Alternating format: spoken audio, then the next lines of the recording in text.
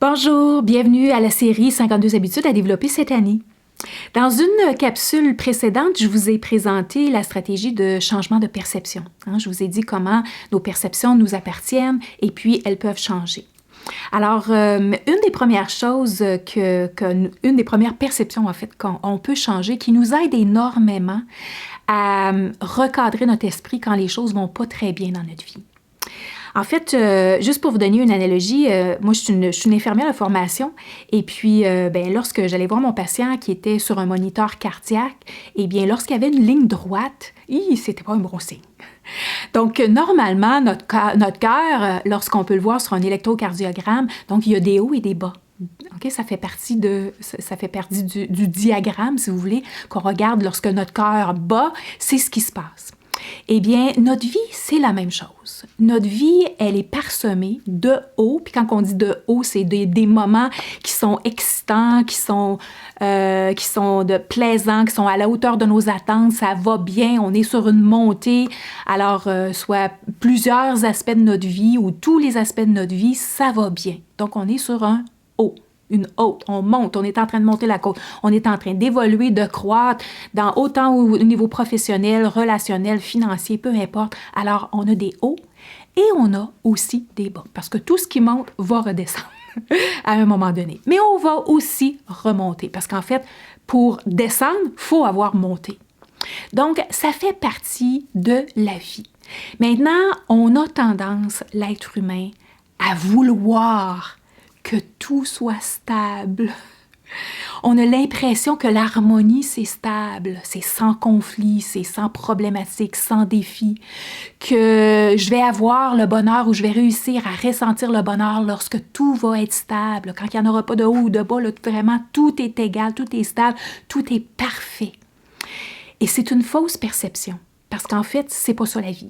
Et une autre analogie que j'utilise, c'est imaginer une équipe de sport, par exemple, qui gagnerait tout le temps. Alors, il y aurait une équipe de sport qui gagnerait tout le temps, toutes les années, tous les matchs, toutes les joutes. Ça serait une victoire assurée. Okay? Donc, il y aurait une stabilité dans leur victoire.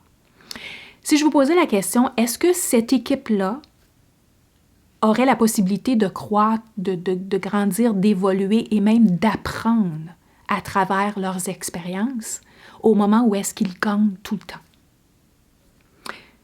Lorsqu'on réfléchit vraiment, ça serait un petit peu difficile. On aurait peut-être tendance à dire oui parce qu'on aimerait ça que ça nous arrive, mais c'est assez difficile parce que dans le fond, quand est-ce qu'on apprend? Quand est-ce qu'on apprend le plus?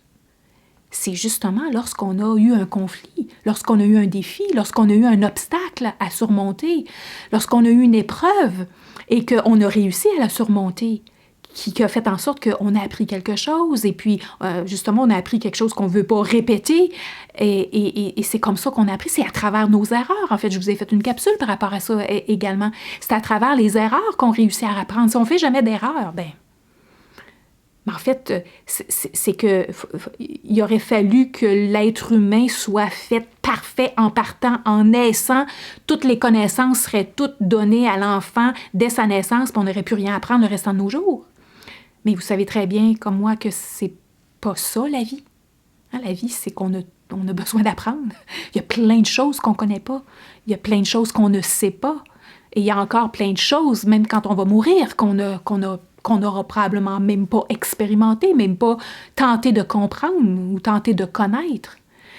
Donc, c'est normal que dans le processus de notre vie, qu'on vive des contractions, en fait, des moments où est-ce que, oui, ça va moins bien. Et au moment où plus qu'on avance dans notre vie, plus qu'on évolue, plus qu'on développe la sagesse, plus qu'on apprend, on devient conscient de qu'est-ce qu'on fait, puis de qu'est-ce qui nous amène les bons résultats qu'on veut, les résultats satisfaisants versus ceux qui nous amènent pas des résultats satisfaisants, puis qu'on devient conscient et qu'on ne répète pas les mêmes erreurs. Eh bien, en évolution, qu'est-ce qui se passe quand on vieillit, on va dire quand on évolue? Eh bien, c'est qu'à un moment donné, il y a de moins en moins de conflits ou dans le fond, c'est que le recadrage se fait beaucoup plus rapidement. parce qu'on a développé une panoplie d'outils, de stratégies qui fait en sorte que j'ai une perception qui est différente et plutôt que m'obstiner avec la personne qui a une opinion différente de la mienne, je vais tout simplement écouter son opinion, je vais partager la mienne, puis je vais tout simplement accepter qu'on ait une divergence d'opinion. Point final. Alors, j'ai développé l'acceptation, qui peut-être que v'là 20 ans, l'acceptation, c'était pas quelque chose, c'était pas un concept encore que j'avais appris, que j'avais compris, puis que j'avais intégré. Donc, c'est la raison pour laquelle on a des hauts et des bas, parce qu'on a besoin d'apprendre des concepts qui ne sont pas enseignés à l'école, qui nous sont tout simplement enseignés durant notre vie.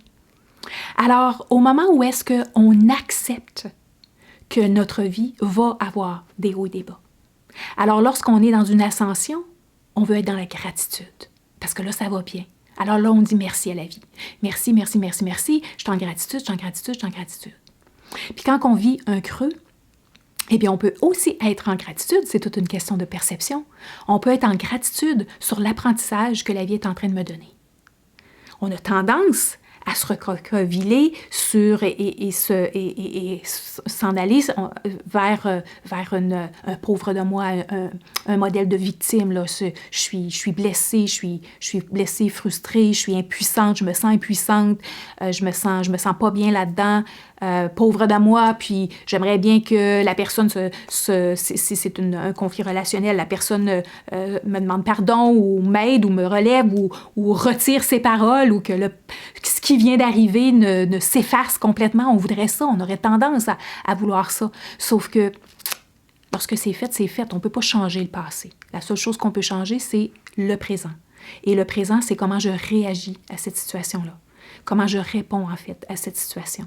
Et comment je réponds, ça se passe entre mes deux oreilles, ça se passe dans mon ressenti et ça va se projeter dans le style de réaction, le style de comportement que je vais avoir à travers la situation. Alors ça m'appartient. Mais si au moment où est-ce que je suis en train de vivre quelque chose de moins le fun, moins plaisant, un peu plus stressant, un peu plus déplaisant, donc je suis pas en contrôle, je me sens impuissante, alors je peux voir la situation, donc je peux percevoir la situation comme étant un moment d'apprentissage. Et le plus vite que j'apprends, donc plus vite que j'apprends ma leçon, plus rapidement que je suis en train de remonter la côte. Parce que quand on dit remonter la côte, dans le fond, c'est on augmente notre vibration. Notre vibration, c'est la façon dont on se sent. Alors, on a deux styles d'émotions. On se sent drainé, hein, la frustration, la colère, la haine, la trahison, le sentiment d'impuissance, ça nous draine notre énergie, hein, c'est pesant sur nous. Tandis que la confiance, l'assurance, l'optimisme, l'inspiration, la gratitude, l'harmonie, tout ça, ce sont des émotions qui nous élèvent, hein, ce sont des vibrations qui sont plus élevées. Alors, quand on est en ascension, c'est parce qu'on est dans des vibrations plus élevées. Alors, le but, c'est de se recadrer, d'apprendre, d'utiliser, d'avoir en fait une panoplie de stratégies pour nous amener à se recadrer plus rapidement d'une situation négative, en fait, d'une énergie négative à une énergie positive. Mais en fait, en premier lieu, c'est de accepter. On peut ne pas être d'accord, puis c'est pas le fun, je suis d'accord. Mais c'est accepter, c'est un fait. La vie, elle est parsemée de hauts et de bas. Et au moment où est-ce que j'accepte que ça va se passer dans ma vie, au moment où est-ce que je vais vivre un moment de détresse, par exemple, je vais me relever. Comme je l'ai toujours fait, parce que dans le fond, en tant qu'enfant, c'est ce qu'on a fait. C'est la première fois qu'on a appris à marcher, on ne s'est pas levé, puis une fois qu'on a tombé, on est resté assis le restant de nos jours. Mais non. On est des gens, on est des êtres humains de résilience. Alors, c'est ce qu'on veut. On a des objectifs, on va aller vers nos objectifs. Donc, on a tout ça déjà à l'intérieur de nous. Il s'agit que, même si on vit des situations négatives, des situations difficiles, le but, c'est d'apprendre à se recadrer rapidement en changeant de nos perceptions en premier lieu, mais d'apprendre à se recadrer rapidement pour qu'on ne reste pas dans l'état d'effondrement. Mais plutôt, on se relève. En partant du principe que la vie va nous apprendre à nous élever, elle va nous faire tomber aussi à l'occasion, mais elle va nous apprendre aussi à nous relever. Alors voilà, j'espère que ça vous aide. À la prochaine.